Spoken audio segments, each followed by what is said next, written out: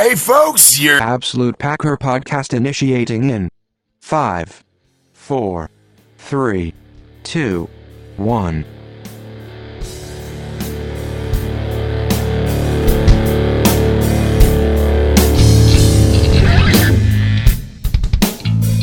Hello out there, Packer Nation, and welcome to Absolute Packer Podcast, Episode 3.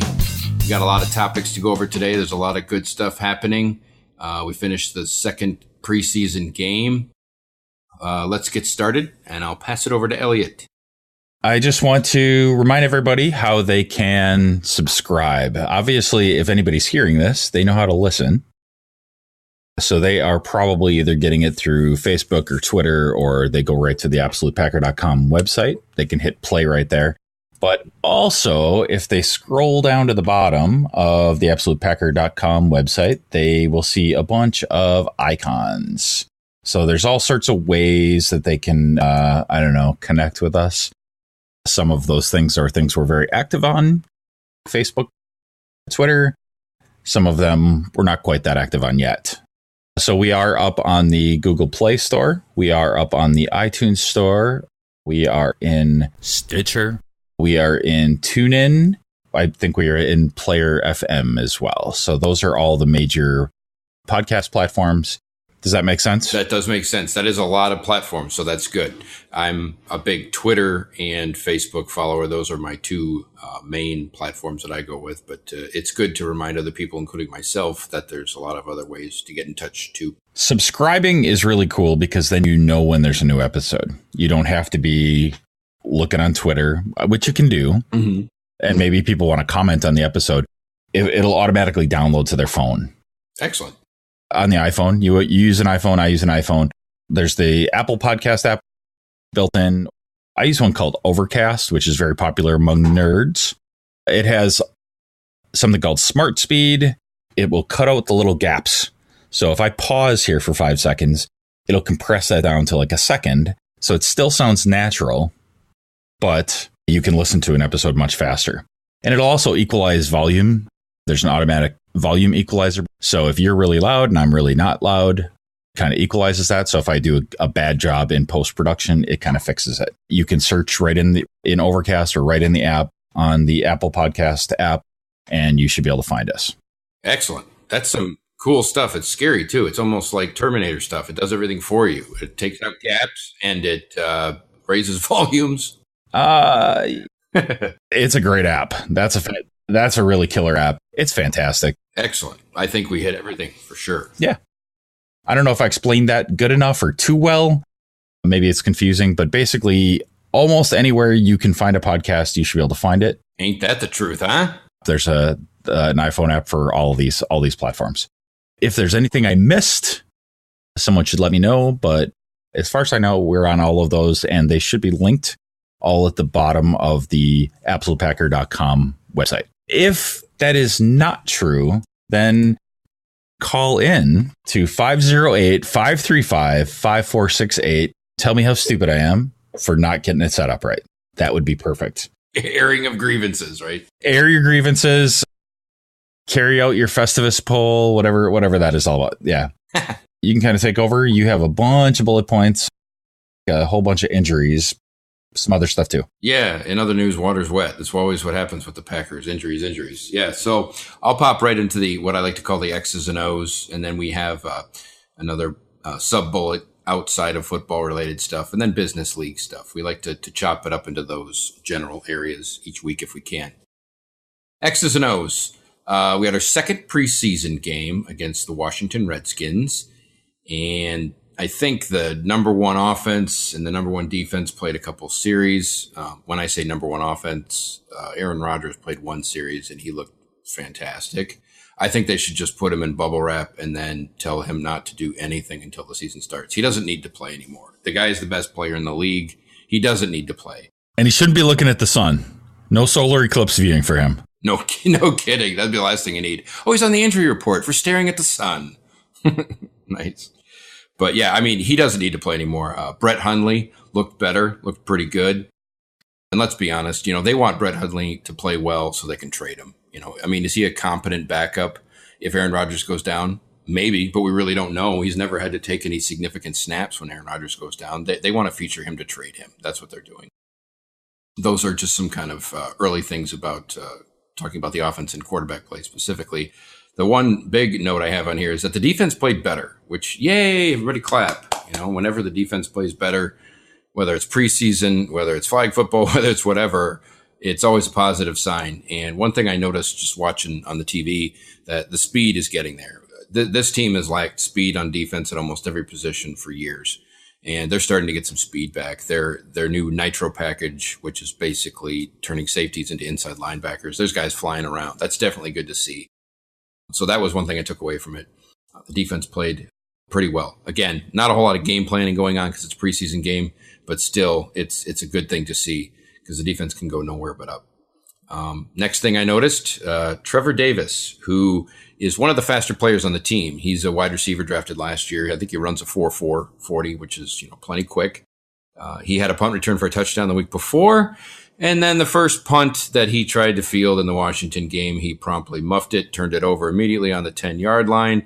So as much equity that he had built up with the coaching staff to be the number one punt returner, he gave it all away, pissed it all away when he fumbled. Because if there's one thing I know for sure, if you fumble on punts, McCarthy doesn't tolerate that. Davis did it once last year in a regular season game, and he was benched for the rest of the season. That was in the Tennessee game. He never saw the field. So, this stuff's got to get worked out now. And that's fair, right? I mean, that's a huge deal. Oh, exactly. You cannot, yes, I completely agree. I mean, you have to catch the ball and maintain possession. Everything, and these, as much as you say, oh, this is so easy and rudimentary, I mean, the NFL's hard. There's a lot of speed. There's 11 really angry guys coming screaming at you.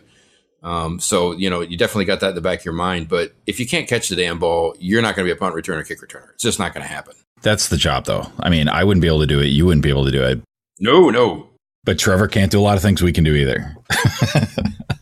That's for sure. I mean, he could outrun me with one leg, which isn't saying much for me. But I like him. I think he could be Davis, that is. I'm not sure as a receiver, but as a kickoff guy or a punt guy, I do like him. But hold on to the ball, So right now, I think he's kind of back to square one, If he fumbles again in the preseason, he might not make the team. It's as simple as that. You can't fumble anymore, period, in the story. And that includes even if you bobble it. There's history there. And then next bullet I got here is, and these are things that generally just stick out. Again, they're preseason games, but it's time to worry about 2016 second round draft pick Jason Spriggs. Goodness, where can I start with this guy? The Packers traded up. He's a left tackle in college. They traded up in the second round last year to get him as insurance, and he was rated as a really good left tackle, which is one of the most important positions on any team. You could protect the blind side of the quarterback. And he was rated really high, and they actually drafted him and traded up because at the time, David Bakhtiari hadn't signed his extension. So they were like, well, if he's going to be priced out, we need another left tackle. He didn't play very well in the preseason or training camp last year, and he has taken a nosedive. He's going in the wrong direction. The guy's a human turnstile. I really don't even know what else to say, and I'm pretty shocked by it. He looks like he has no confidence. I've seen some highlight reels of the guy he looks completely lost, and he's getting beat like a drum by third and fourth stringers. It's troubling. That's about all I can say. Totally true. He's been a non-factor. And beyond that, he's been really poor, and they have no depth at tackle. They don't. If Bakhtiari or Brian Bulaga goes down, Kyle Murphy, who was drafted as a guard, would have to go in there, and they're thin. They need Spriggs to step up, and he's regressed every day since he's gotten on the team, which is troubling. Maybe he can turn around. Maybe, I don't know. He's an impressive athlete. He's got all the measurables, but man, I saw a clip of him just whiff on a guy so bad. I had to double take and watch it again. So was he out there on this last game? Yes, he was. He was out for a good chunk. Okay. And again, it's just everything's wrong with him right now. Fundamentals. You can tell he has no confidence. You can just tell the guy is like, he's got all the measurables, the speed, the athleticism, all like that. But like I said, it's troubling. He's got Bustola written all over him if he doesn't figure it out pretty quick, which hopefully he can. They have a second round pick invested in him. They traded up to get him. So yeah. The next point on here is really fun though. Taysom Hill, who is their, I guess right now he's in the battle for the third string quarterback spot with Joe Callahan. He's an undrafted QB out of BYU. Great athlete. I want to say he's pretty tall. He's like 6'5", runs a 4.4. He was undrafted because I think he was injured. That's why he wasn't picked too high. But you saw this guy, Elliot, I'm sure. He had a touchdown run of about 25 yards, and he put two defenders. He juked the hell out of them, put them on skates. And when you see a quarterback do that, that's impressive. He's raw, but man, is he a great athlete. That was the overwhelming positive I took from this game, is that guy, they're not going to be able to sneak him on the practice squad. I just don't see it because someone's going to pick him up. He's raw, but he's got a lot of potential, and he's fast. He's very fast. When I saw him run, I was like, holy cow, look at this guy. Right. That's pretty cool.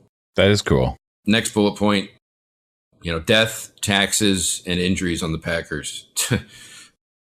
I got a laundry list here. I mean, it's always worth saying that other teams have injuries and get guys nicked up. The Packers seem to always have more guys. I think it's because they have the most conservative medical staff in the league. It's known that they do, so they're more precautious. But Dean Lowry, he's a second-year guy out defensive lineman. I want to say he's out of Northwestern. And Dean Lowry, he's a big hulking white boy with a name like Dean Lowry. But he was like a 4th or 5th round pick last year, and he's improved every time he takes the field. He's looking really good. He's providing them depth at the defensive line, which they need because they're thin there. Troy Guion was cut for his suspension stuff. Montravius Adams is another guy they drafted, and he's injured. He's on this list. He's got the surgery with the screw put in there. So Dean Lowry, I mean, he escaped without a torn knee. And when you look at the film, I thought he tore his knee. I was like, oh, that's just great. Right. But it turns out that it's not too bad. So hopefully he won't be held out that long. And again, he's a player on the rise, and they need him. Yeah, right. And then now come the concussions. Ladarius Gunter, who was undrafted cornerback last year. He's trying to make the team this year. He's not having a very good camp, to be honest, but he's undrafted for a reason. He's a fringe NFL player, but he has suffered a concussion. Demarius Randall, who's having kind of a crummy camp too. Another cornerback has a concussion.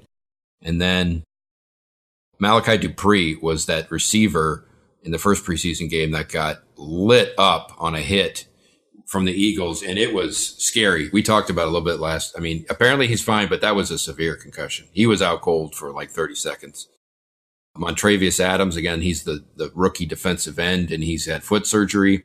He's coming back sooner than the next guy, Vince Beagle, who's the Wisconsin Badger outside linebacker drafted in the 4th round, who had surgery, and he's not going to be on the team to start. He's going to start on the PUP, which stands for physically unable to perform list, which means if you start the season on that reserved injured list, you can't start practicing or even playing in games until like 6 weeks. So his injury is going to, and recovery time is going to be that. I mean, I'd be stunned if this guy starts practicing in the next week or so. So it is what it is. What do you do with this? I mean, so do these guys end up getting cut because they were injured? No, you got to be somewhat careful with that. I don't know all the ins and outs, but typically if someone is injured and they get cut, and a lot of times they'll get cut because they're injured, they'll have an injury settlement. You can't just cut a guy because he's injured. It's like you have to waiver behind it. You will see that sometimes, but they always would get an injury settlement, and I'm sure there's some other machinations behind the scenes that we don't completely know about. I mean, that's good, but exactly, but if we're starting out the season and we have important positions and they're not filled, I don't know what we do. Well, Ted's got to find guys on the street, and Ted's the guy who typically doesn't do that. The guys are on the roster. Other guys have to step up, undrafted free agents. This is kind of the same old song and dance. Now, some of these injuries aren't super severe. I mean, concussions aren't good, but some of these shouldn't be too bad. Dean Lowry's going to be okay. And again, other teams have something like this. The Packers are just more cautious. I don't want to make it sound like we have 50 times more injuries. We don't. And it is football, I mean, guys smash around. So it does feel like the injuries always seem to hit us where is really painful to take. No pun intended. You hate to say it. You wish you'd have like a special teamer or not a starter on offense or defense. And there's certain positions that are just razor thin. Defensive line, outside linebacker, and offensive line. There's just no depth there. And there's a few guys that are injured on those. So they're going to be really tested with those. You only get 53 players on the active roster during the year. So you really have to, every team has to play that game. You're not going to be loaded with depth at every single position. someone made an interesting point. I think I saw it on the blogosphere somewhere that Ted lost 7 free agents and only replaced 4 of them so far. So it wasn't like he netted out to 0. There's still some other bodies we need, which may come in time, but they're just going to be bodies, as I call them, Jags, just a guy. They're sitting on the street for a reason. Moving on, running game. Yeah, the last injury on here is Ty Montgomery, and he's got some kind of wishy-washy, it's mysterious quad injury, so he hasn't practiced or played in a couple weeks. Not good for a guy who needs all the reps he can get. And that kind of hops right into and I put it right here in plain terms, the Packers running game stinks based on what I've seen. I don't know if they're not game planning and they're not going to show what they're going to do when the regular season starts, but guys are averaging 2 yards a carry, which is pathetic. And I put the comment right here, and I believe it's true. If Montgomery doesn't start playing a little better or practicing more due to his injury, he might not even be the starter to start the season. They drafted 3 running backs. Those guys might overtake it. People got to remember that Montgomery is a converted wide receiver. So as much as he's really intriguing, if he's not getting the job done and he's injured, it's next guy up. So, well, I hope the next guy up is good enough for Seattle. No kidding. It's funny. Speaking of Seattle, I heard that Eddie Lacy's playing like junk and he's not very impressive. So apparently he's been eating again. Well, sometimes it gets late. You get a little hungry. You got to run through the drive-through. Yeah, I know. It's kind of sad, but whatever. Taco Bell sounds really good sometimes. And man, they got lots of options in Seattle. It's not like who was it that said? I think it was Ryan Longwell when he left from Minnesota, and he's like, "Well, they got more than just an Applebee's in Minnesota." Sure, they do. Yeah. So that's basically what I have for, I'll call it the X's and O's and review of either the weekend practice plus the preseason game. The third preseason game that's coming up against the Broncos, I believe it's Saturday night. That's the big one. The third preseason game is for every team where most starters play the most on offense and defense. They'll play sometimes into the second quarter. I've seen some that even go into the third quarter. So this is the big audition for the team. Typically, it's the third game. I think Aaron Rodgers is going to play. I think he might play a series, though. The guy is the best player in the league. He'll be okay. It's the guys around him in the defense. They should keep him out. They should keep Jordy out. I agree. We don't need to win the preseason games. We need to win against Seattle. Look, the Packers are in this position where it's like fast forward to, going into the playoffs, because everybody knows that, even really the playoffs aren't good enough. This team needs to get to another Super Bowl. That's right. So all this is window dressing in a way. And this is a make it or break it year, I feel. Yes, I completely agree. On another tangentially related point to these preseason games, but I guess really to any games, I didn't see the whole game. So where do you go to watch the game? Ugh. If you didn't watch it live? I don't actually know the answer to that. That's a good question. I believe that the local channels, you put me on the spot, but I'm going to take my best guess.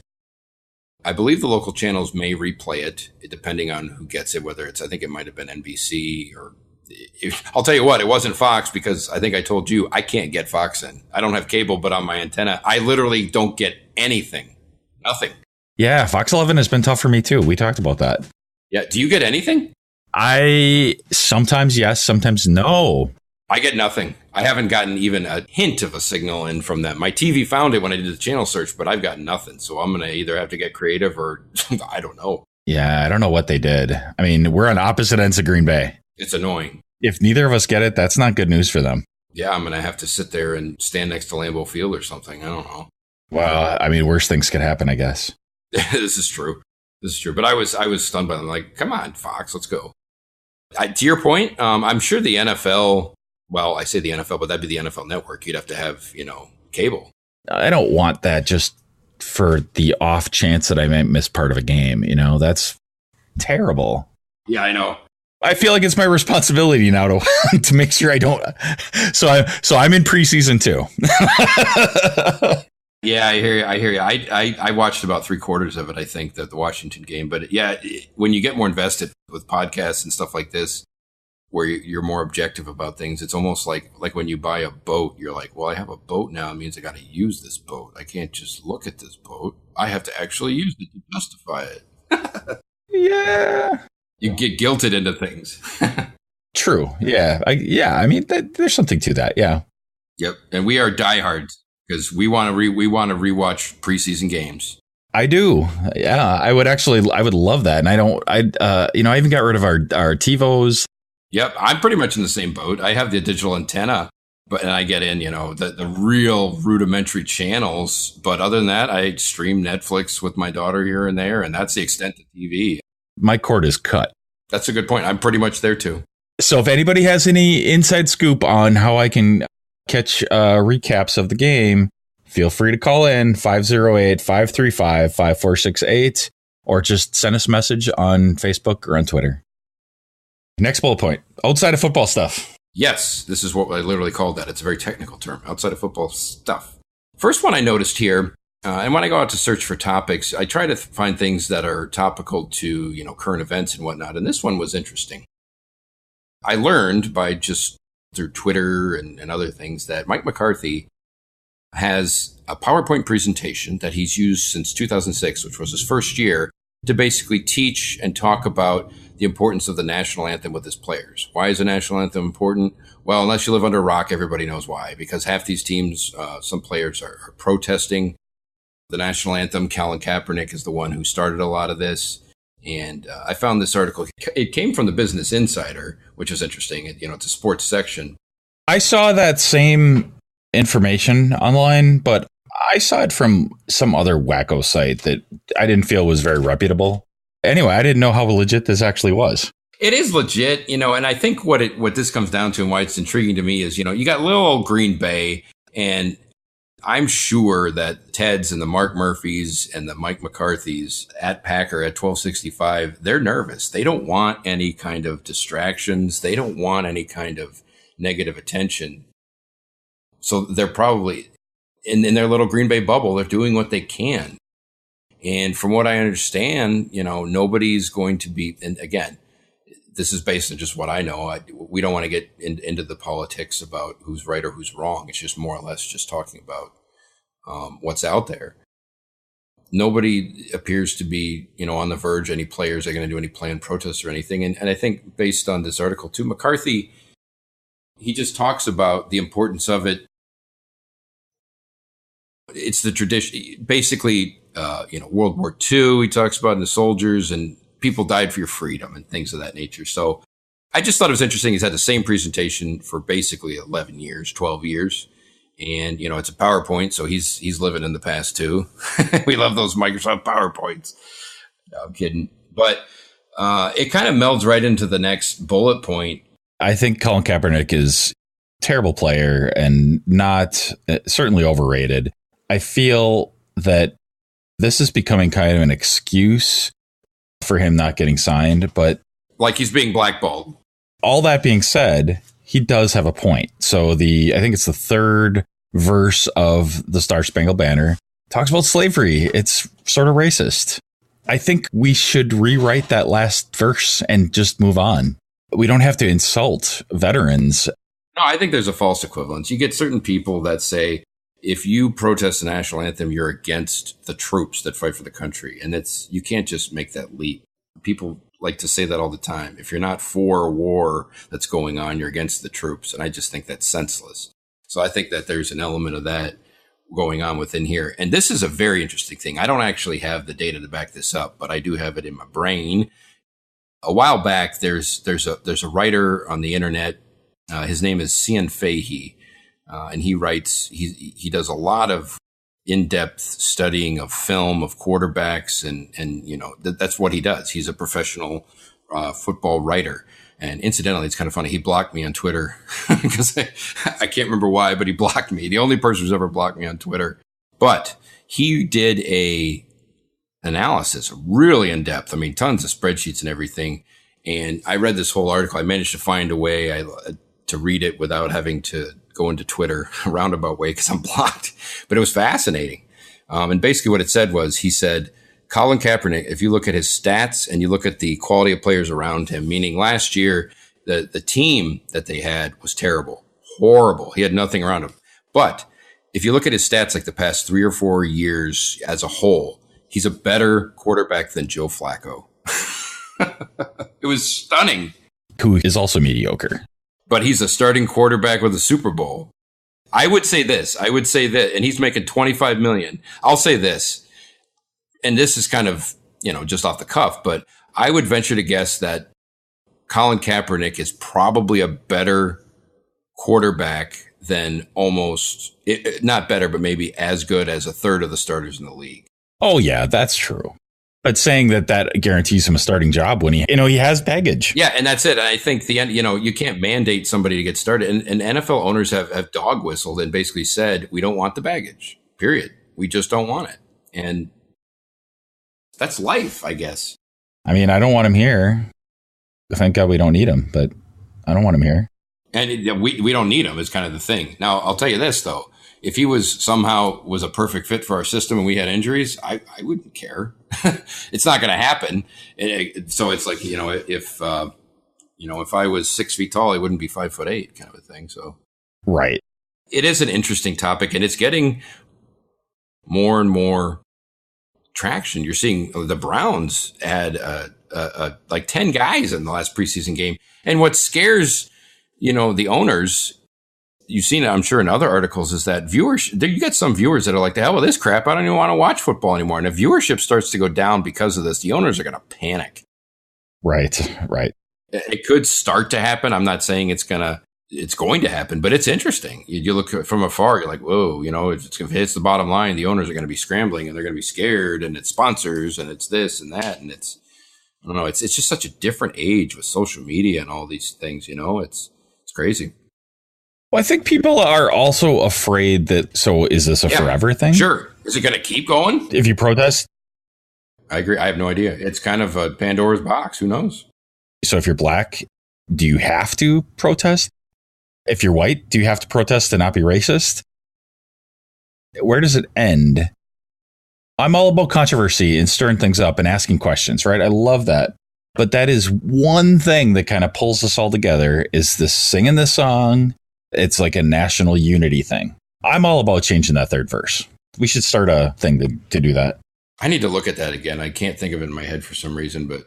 Well, nobody sings it. That's the other thing. Standing down for the part we all sing, the first verse, that's fine. But no, nobody ever sings the second and third verses. Those are like extra parts of the song that nobody does. Yeah. So that's where the whole thing kind of, the genesis of that, it is a little bit racist. And so I get it. But let's change it. Well, change is very difficult. Let's have Star Spangled Banner 2.0. We can do that. I don't know what the big deal is. Sounds like a movie from, who's the guy who does Transformers? Michael Bay.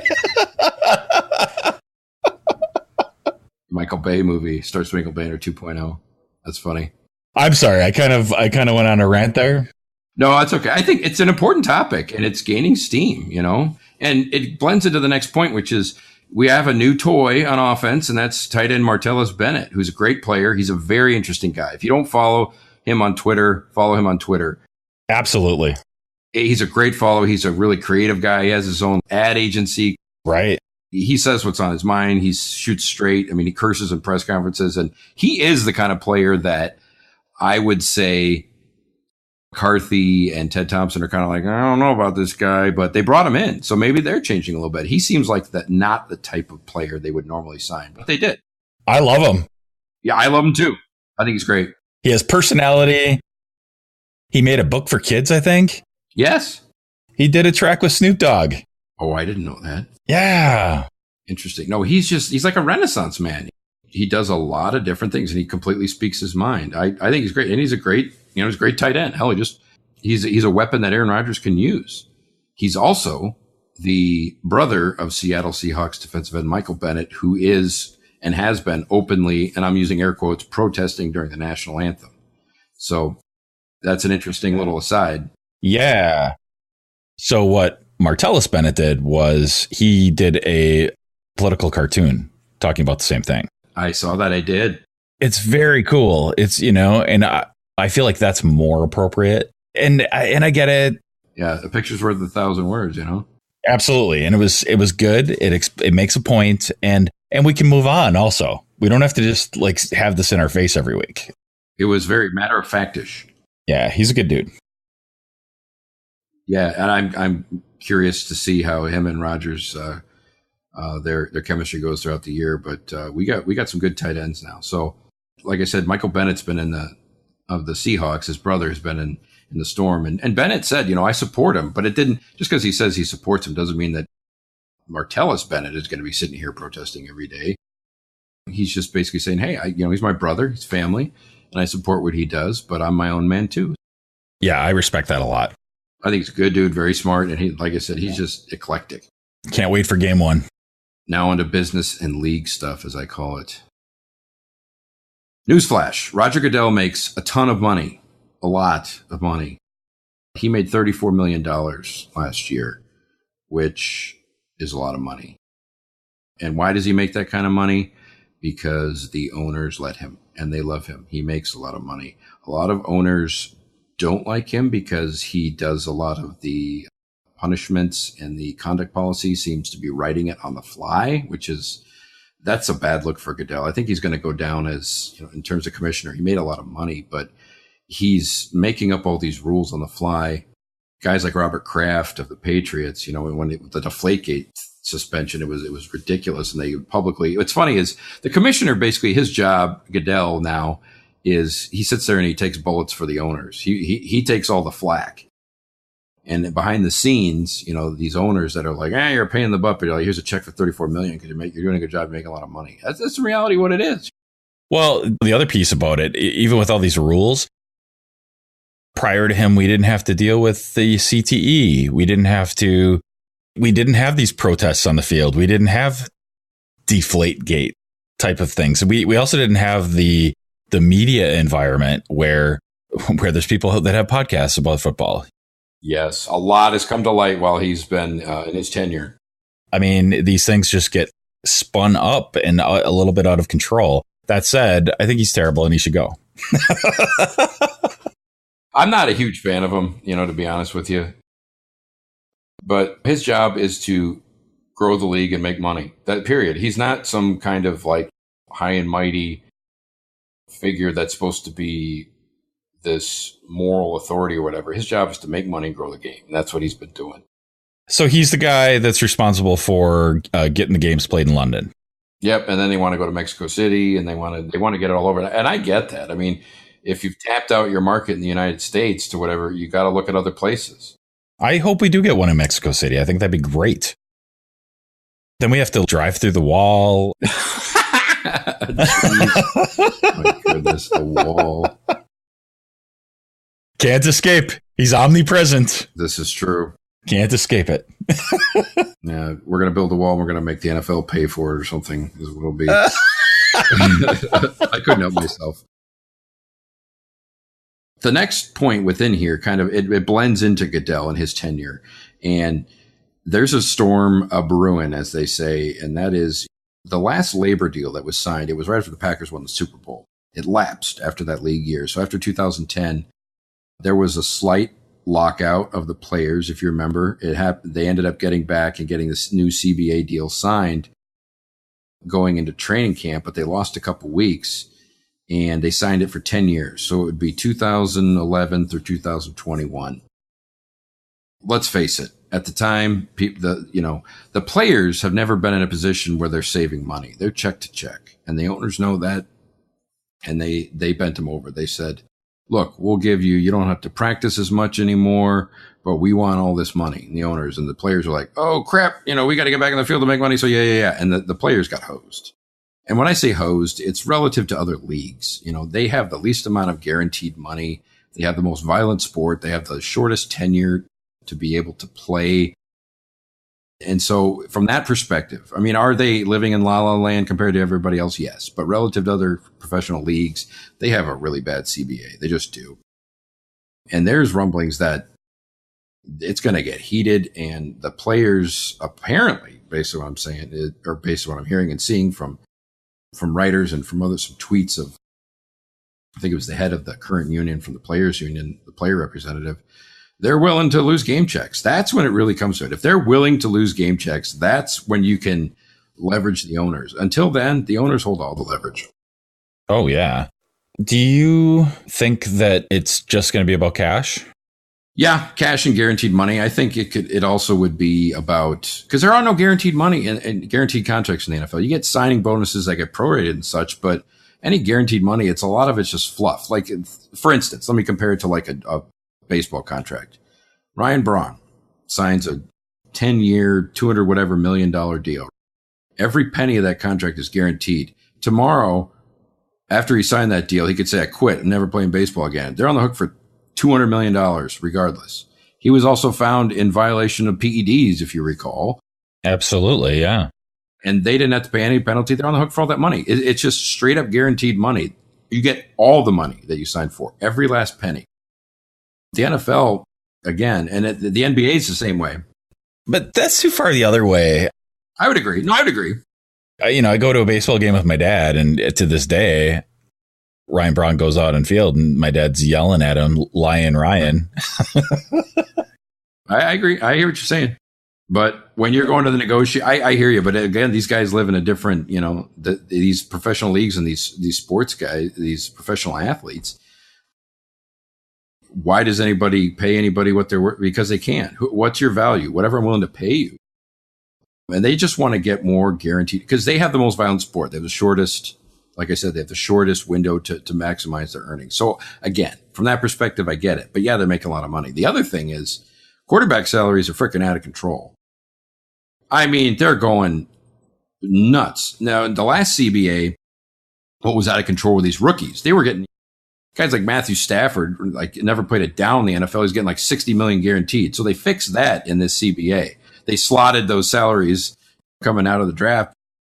Aaron Rodgers is going to sign a deal for, he might make $30+ million a year in his next contract. He'll be the highest paid player for 10 minutes. And then you're going to get Joe Blow, who's half the player of Rodgers. He's going to make, $37 million, and he'll tie up 40% of the entire salary of one team. And you can't build a team around that guy. So right now, the salaries and the salary cap is way too skewed to quarterbacks right now. It's ridiculous. Yeah, I mean, that's true, but it's also supply and demand.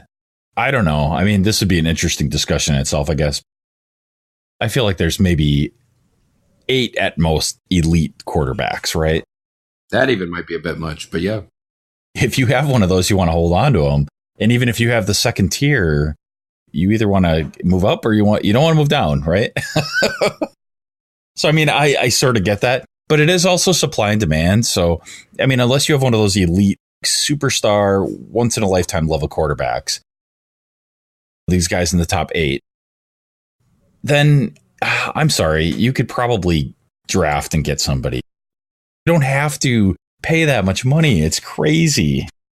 I guess part of the problem is, the parity in the league is going down because if you don't have a franchise quarterback, you can shove all the money you want at all the other players, but you're not going to go anywhere. The teams that are good have a quarterback of some semblance, right? Yeah. Well, and I think these CTE rules are going to impact that more. So, yeah, I don't know if there is a way to curtail that, but it'll be interesting. With the last CBA, remember they cut down all these practices and all these padded practices and workout time, and that's been bad for the quality of the game. So, I mean, that's hurting these rookie quarterbacks coming in where normally they'd have, let's say they had 20 practices, now they get 10. And they used to do this and they could study that with the film, and now they have to cut that in half. I mean, that's hurting the quality of the game too. Yeah. They need to rectify that. I'm sorry. I don't know what you do about that. It's patty cake. It's just ridiculous. They don't practice at all. And then the first 4 weeks of the season is like preseason. The first 4 weeks, the real games is preseason because nobody's practicing because they're not allowed to practice in training camp. On the one hand, it is the most important position, but it also heavily favors white guys. I will say this. It is the most difficult position. I don't have anything else. Do you? At this point, I really don't. I think we had a really good stream of content there. I just want to recap, subscribe on iTunes and Google Play and on YouTube. Get on your Overcast app, subscribe. Go on to all of the other avenues at absolutepacker.com and follow what we're doing. Share our message with people. If you disagree, please call in and tell us how stupid we are, especially me. I think Andy knows what he's talking about. I know nothing. So I wish people would call in and just say, you know what, Andy, you're awesome and you have the right ideas.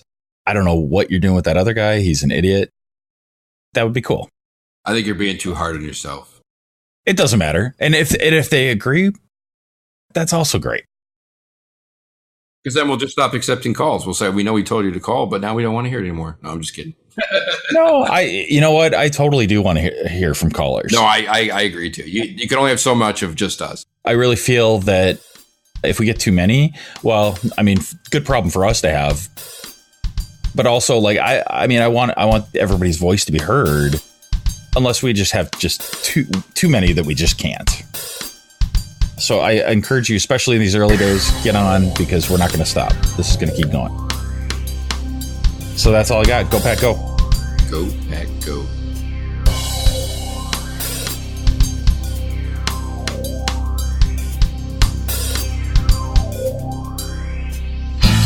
Podcast. Chair. I know, right?